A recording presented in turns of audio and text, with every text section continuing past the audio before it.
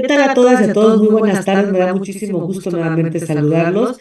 Pues el día de hoy tenemos al secretario general de la ENES UNAM Juriquilla, el doctor Jesús Manuel Dorador González, que nos viene a platicar de un tema muy interesante que es la economía circular. Bienvenido, doctor, buenas tardes.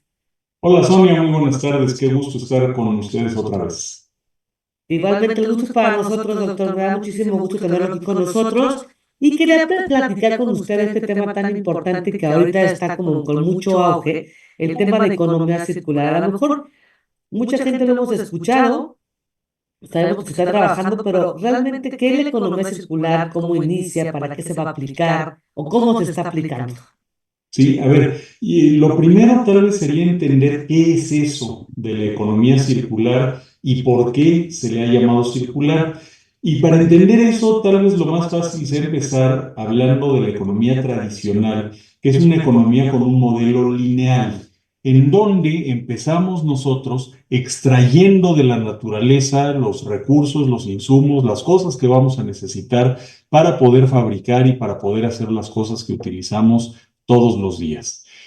Ya lo extraemos, producimos, lo transformamos, lo convertimos en algún producto, en alguna cosa que vamos a utilizar, lo consumimos, lo utilizamos y lo tiramos, lo desechamos, lo tiramos a la basura. Ese es el modelo tradicional de la economía lineal. En la economía circular, lo que se busca sí es, en algún momento tenemos que extraer los recursos de la naturaleza que vamos a utilizar para transformarlos, para producir, los utilizamos, consumimos, pero ahí es donde viene la diferencia. En lugar de tirarlos a la basura, los tenemos que reutilizar, los tenemos que reciclar, los tenemos que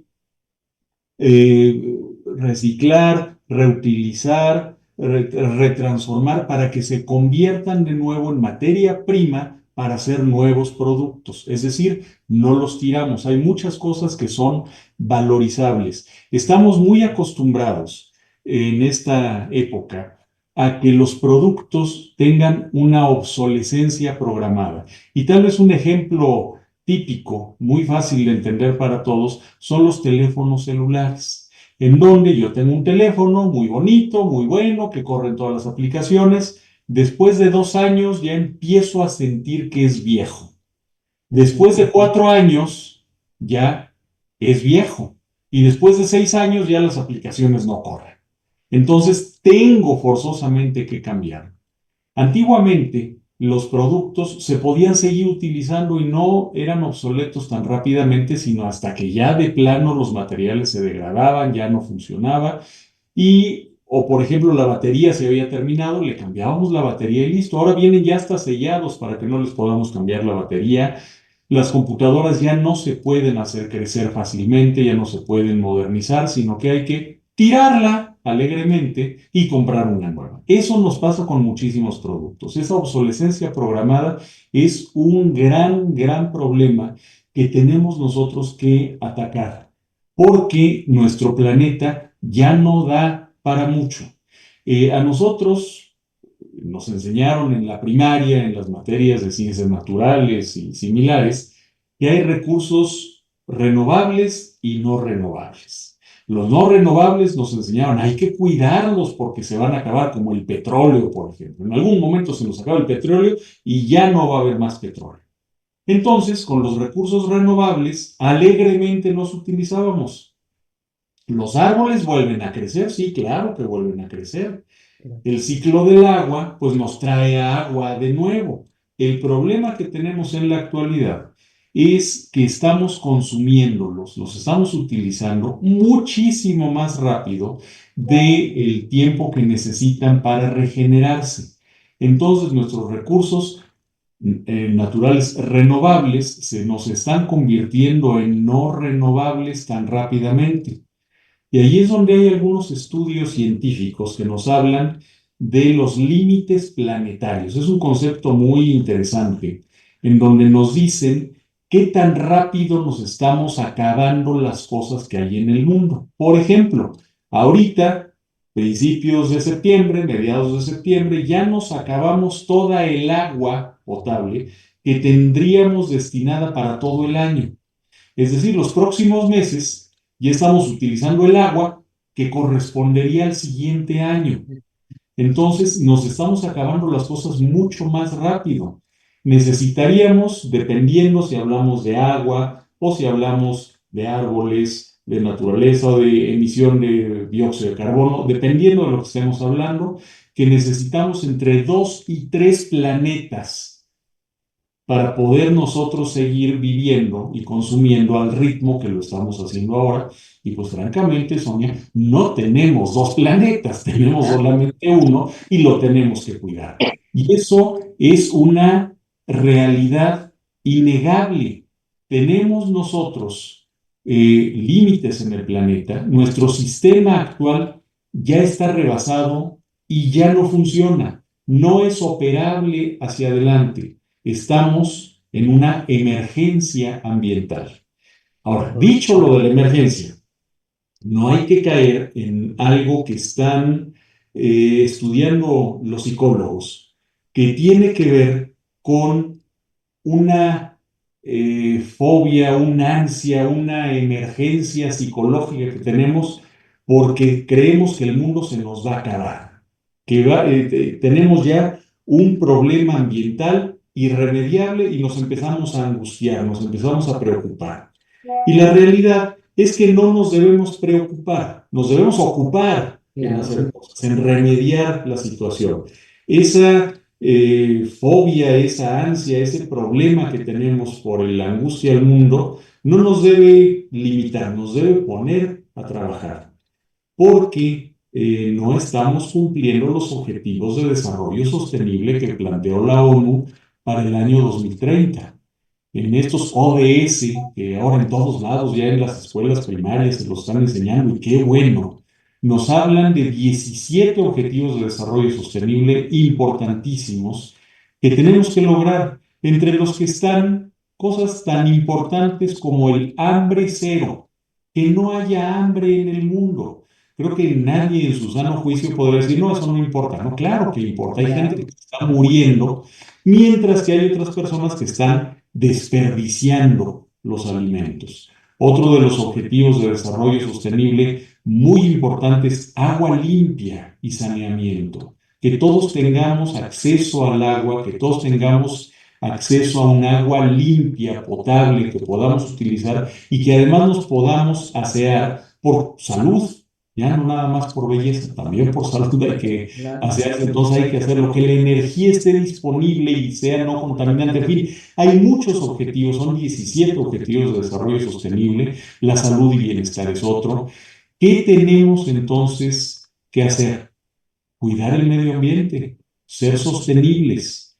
¿Y cómo podemos hacer eso? Y ahí es donde entra la economía circular. El empezar a cambiar nuestra forma de pensar, ese chip que tenemos en la cabeza. ¿Cómo le hacemos para cambiar desde el concepto de persona exitosa? A veces pareciera que una persona exitosa es aquella que le sobra el dinero y por lo tanto puede desperdiciar. Eso no es ser exitoso, eso es ser inconsciente. Y esas son de las cosas que tenemos que hacer y hacia allá va el modelo de la economía circular, de estar cuidando lo más posible los residuos que generamos y no convertirlos en basura. La basura no vale nada. Los residuos sí valen. Se les llama valorizables. Si yo tengo una caja de cartón, esa caja de cartón se puede reciclar, se puede convertir de nuevo en más cartón y puedo seguirle dando vueltas al cartón muchas veces.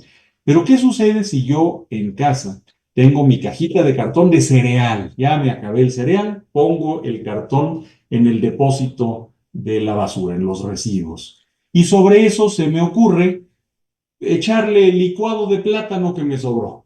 Pues ya eché a perder el cartón, ya lo contaminé, ya no lo voy a poder reciclar de la misma forma.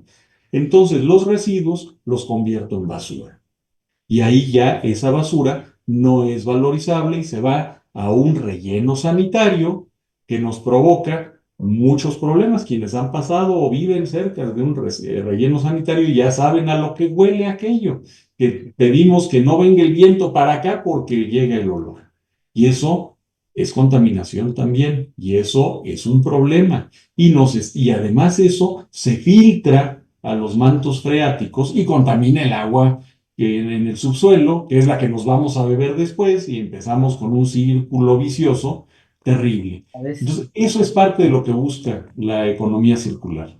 ¿Y cómo se está, digo, muy interesante, pero cómo la gente se puede enterar? Porque yo sé que la academia, la industria, se están uniendo y el gobierno como para tocar todos estos temas, pero a lo mejor un público en general, a mí me ha tocado escuchar a señoras que decían, no es que yo separaba la basura, pero ¿para qué la separo si después se vuelve A a juntar. unir en el relleno, ¿no? Entonces, ¿cómo enterarnos como ciudadanos, como público en general, de cómo trabajar en este tema y poder apoyar a la cuestión ambiental?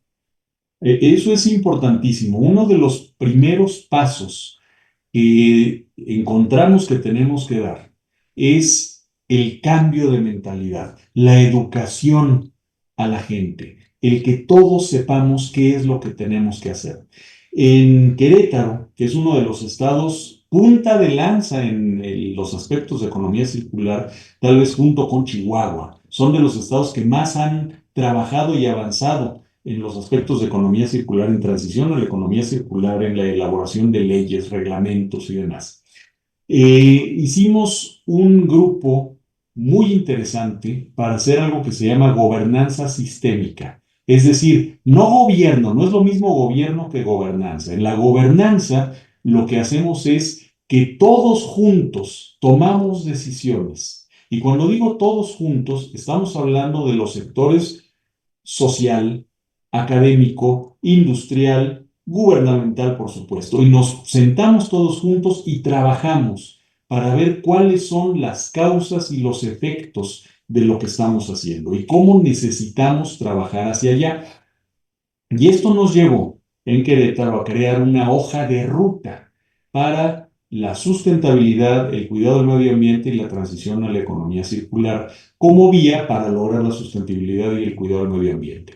En esa hoja de ruta que una organización, como decía, de todos los sectores de la sociedad, del gobierno, de la academia, de la industria, trabajamos poco más de 2 años para llegar a esa ruta, esa hoja de ruta, la presentamos al gobierno estatal, la acogió muy bien y la hizo propia. Es decir, ya esta hoja de ruta es una ruta que tiene trazada el gobierno estatal de Querétaro y por tanto también los municipales para ir caminando hacia allá. No cambiamos de la noche a la mañana. Otra cosa que hicimos en el sector académico fue firmar un manifiesto interuniversitario que promovimos tres grandes universidades, la Universidad Nacional Autónoma de México, que es la universidad pública más importante de México, Ujú. la Universidad Autónoma de Querétaro como el referente a nivel estatal y el Tecnológico de Monterrey, la universidad privada más importante de México, o de las más importantes. Los tres nos tomamos de la mano y dijimos, vamos a organizar un manifiesto para todos decir y opinar hacia un camino. Llamamos a las otras universidades de Querétaro, firmamos 32 universidades ese manifiesto y nos comprometimos a lo que me preguntas, ¿cómo hacer para que todos sepamos cómo llegar a esa economía circular, a ese cuidado del medio ambiente? Y cada universidad está haciendo algunas acciones. En particular nosotros, como UNAM, estamos de nuevo encabezando la creación de un curso multitudinario en línea, un MOOC que se llama en inglés. Este curso va a estar disponible a principios del próximo año en forma gratuita como una introducción a los distintos temas de la ingeniería, de la economía circular para todos saber hacia dónde, qué tenemos que hacer. Por un ejemplo de lo que va a contener este curso en línea, van a ser cápsulas muy pequeñitas de 3 o 5 minutos, una serie de preguntas, material adicional, dirigido a todos los sectores, desde niños pequeños hasta adultos mayores, pasando por todos, de todos los niveles sociales y económico-culturales, porque es muy importante que todos cambiemos la mentalidad. Ese es un camino. Otro camino que estamos siguiendo particularmente en la UNAM es la creación de un diplomado en economía circular, del cual seguramente a principios del próximo año volveremos a platicar porque vamos a empezar en febrero, en donde de la mano con una gran fundación, que es la Fundación Cristina Cortinas, vamos a lanzar para que mucha gente se pueda meter ya a profundidad a los distintos temas que implica la economía circular. Es decir, el curso en línea va a ser una introducción, el diplomado ese sí ya nos lleva a un nivel más profundo y en febrero lo vamos a tener ya funcionando, vamos a sacar las inscripciones y la publicidad muy pronto para que todo el mundo esté pendiente, nos siga, lo vamos a poner en todas las redes de la Inés Juriquilla, para que se enteren de cómo va a funcionar el diplomado y un poco más adelante el curso abierto.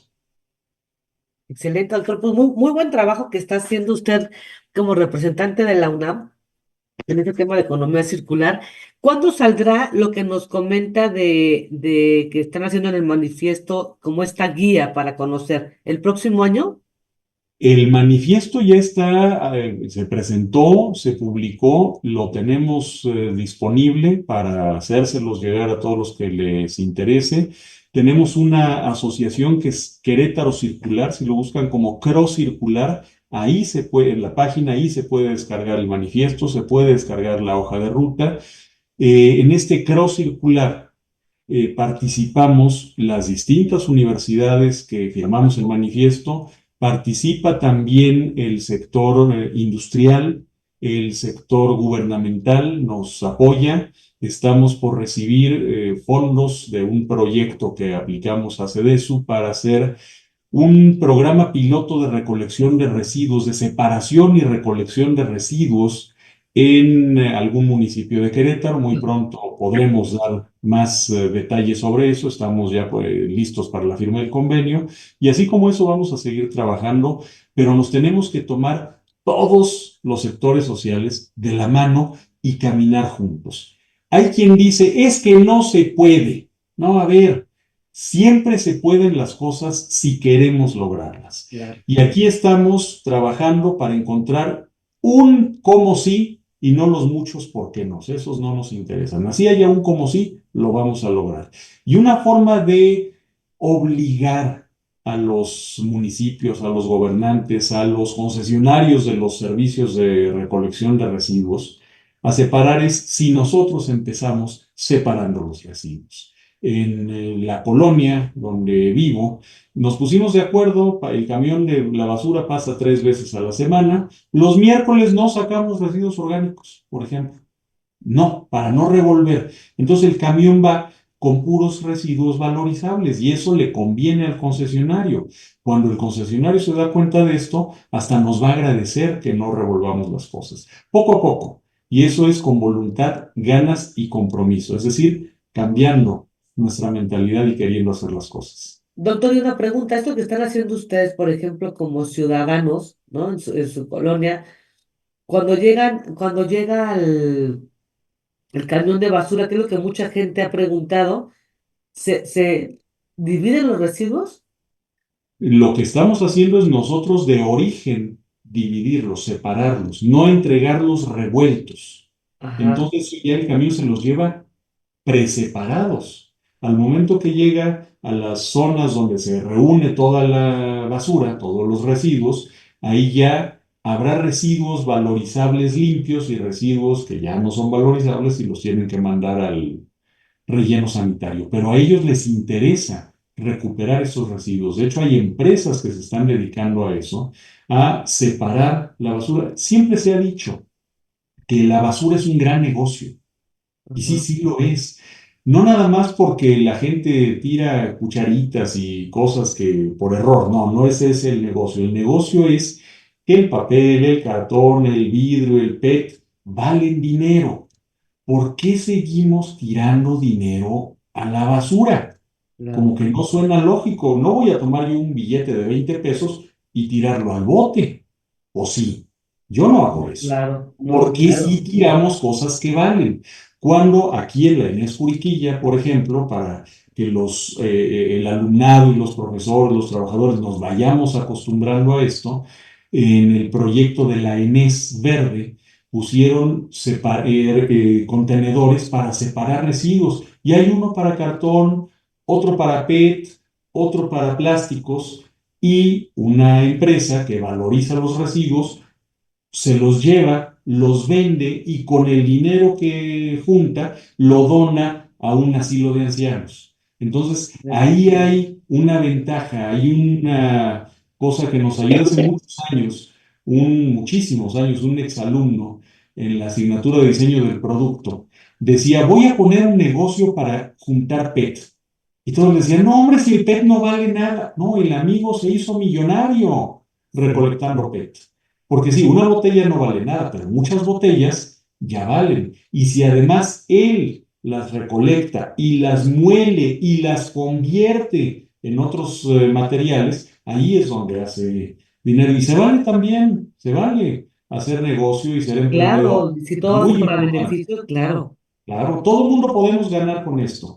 Y lo total. primero es crear esos nuevos modelos de negocio que crea la economía circular, tener, por supuesto, el reciclaje y un consumo responsable. Eso es un lado que nos toca.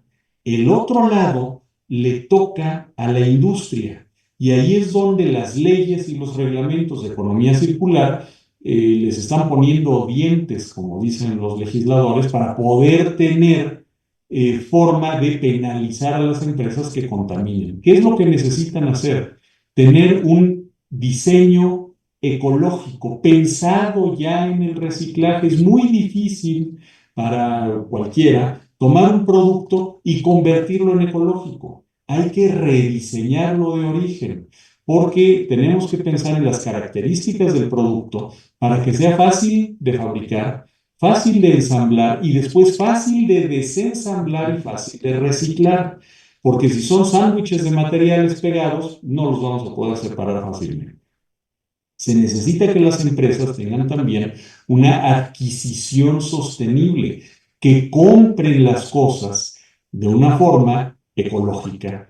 Eso tiene que ver con estar utilizando materiales de reutilización, de reciclaje, no comprar una materia prima, virgen, nueva, de primer uso, sino poder utilizar y reutilizar las cosas. Y además comprarlas a una distancia razonable. Si yo tengo un producto aparentemente ecológico y estoy en Querétaro, pero los insumos los tengo que traer unos de Quintana Roo y los otros de Tijuana, pues ya el combustible que se gasta para traerlos ya los convirtió en no ecológicos y ahí es donde entran los parámetros de medición que son tan importantes como la huella de carbono, que nos va diciendo a lo largo del ciclo de vida del producto ¿qué tanto voy contaminando? ¿Qué tanto carbono, emisiones voy teniendo? Ese es uno. Y el otro, a veces menos conocido que la huella de carbono, es la huella hídrica. ¿Cuánta agua necesito para producir lo que estoy produciendo? Y si yo empiezo a cuidar eso, empiezo a tener una adquisición sostenible, productos ecológicamente amigables y por lo tanto tengo que cuidar la ecología territorial e industrial. Si yo tengo una empresa que está generando aguas grises, no negras, grises, que se llaman después de un cierto tratamiento, se les puede dar otro tratamiento y utilizarlas para riego, por ejemplo. En lugar de estar utilizando agua potable para riego, puedo usar aguas grises. Y ahí, claro, con los tratamientos correctos. Y ahí empiezo yo a hacer ecológicamente sustentable toda una región.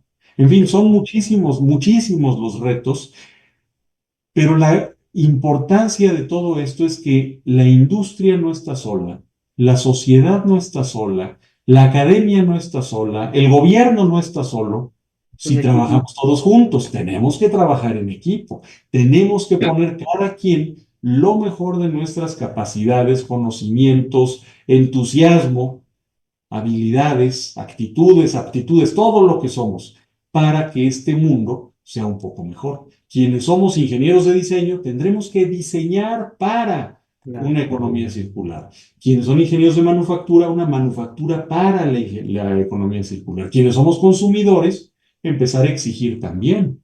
Así como hace unos años hubo todo un escándalo, porque para pescar el atún, algunas empresas mataban delfines. Empezaron a poner una etiquetita de amigable con los delfines en algunas latas de atún, es decir, no matan delfines cuando pescan Ajá, atún. ajá. Ese tipo de exigencias vienen de la sociedad, porque si nosotros no estamos dispuestos a comprar un producto que mate delfines, podemos hacer exactamente lo mismo con los productos que contaminan. Empezar a exigir. Y nosotros, en lugar de decir, qué molestia que ya no me den bolsas de plástico, llevar nuestras bolsas de tela para Claro. no tener que ocupar las bolsas de plástico, porque ahí hay otro. Este tema da para platicar muchas horas, Mucho Sonia, tiempo, sí, pero claro. el plástico no es el enemigo, porque muchas veces se dice es que el plástico contamina. El plástico no contamina, los que contaminamos somos nosotros por la forma de usar el plástico. El problema es que utilizamos plásticos de un solo uso, en donde en unos segundos, cuando más unos minutos, ya generamos una botellita vacía, ya generamos un popote, ya generamos una bolsa. Ay, ese es el problema. Necesitamos utilizar plásticos, que es una de las maravillas de los polímeros de los plásticos. Podemos estarlos utilizando una y otra vez y cuidar que los plásticos que se dicen ecológicos realmente lo sean. No nos vayan a resultar como la comida dietética. Y Ajá. vemos un pan dietético. A ver. ¿Por qué es dietético? Porque tiene un gramo menos de grasa que el otro. No, a ver, eso no es No dietético, entiendo, claro. no nos hagamos tontos solos. No, engorda menos que el otro, sí, pero ¿cuánto menos? Muy poquito, entonces nada más me hago ilusiones. Lo mismo pasa con los plásticos biodegradables. ¿Por qué es biodegradable? Porque en lugar de tomarle 100 años, le va a tomar 80. Sí, o Eso no sea, funciona. Y claro. se necesitan también métricas. Y ahí las universidades podemos ayudar a generar estas métricas. ¿Qué quiere decir que se puede eh, eliminar fácilmente por la naturaleza, que se puede degradar? ¿Qué quiere decir eso? ¿Qué sí es y qué no es? Ahí es donde necesitamos medir las cosas. En fin, Total. hay muchísimo Pues que... un tema sumamente interesante, doctor. Sí, y nos faltaría mucho tiempo y qué bueno que se está haciendo tanto trabajo por parte de la misma UNAM, ¿no? De la Inés Curiquilla, en colaboración con otras instituciones públicas y privadas. Y pues la gente que nos quiera, o sea, que quiera saber un poco más detalles del diplomado, de en enero ya lo platicará también el doctor Dorador con nosotros. Estará aquí también lo vamos a invitar. Y al igual, si tienen alguna duda o quieren preguntar de cómo está este proceso de economía circular, dónde se pueden enterar de más cosas, cómo pueden apoyar, yo creo que será muy bueno que nos escribieran, nos mandaran un WhatsApp, con mucho gusto con el doctor Dorador podemos estarlos como coachando de qué se puede trabajar y qué se podría hacer para beneficio de, pues, de nuestro país, ¿no? Con mucho gusto, Sonia. Estamos a la orden de todos los que nos hacen favor de escuchar el programa y de verdad, con muchísimo gusto. Pues doctor, muchísimas gracias por estar hoy con nosotros. Un tema sumamente interesante, lo seguiremos porque creo que es muy amplio para hablar y hay muchas dudas que yo creo que todavía muchos tenemos, entonces creo que será importante volverlo a invitar y darle continuidad a este tema. Con muchísimo gusto, Sonia. Y pues a todos la invitación a informarnos, a separar residuos, a aprender a hacer composta. En fin, son muchas cosas. Estamos a sus órdenes, que para eso está la UNAM.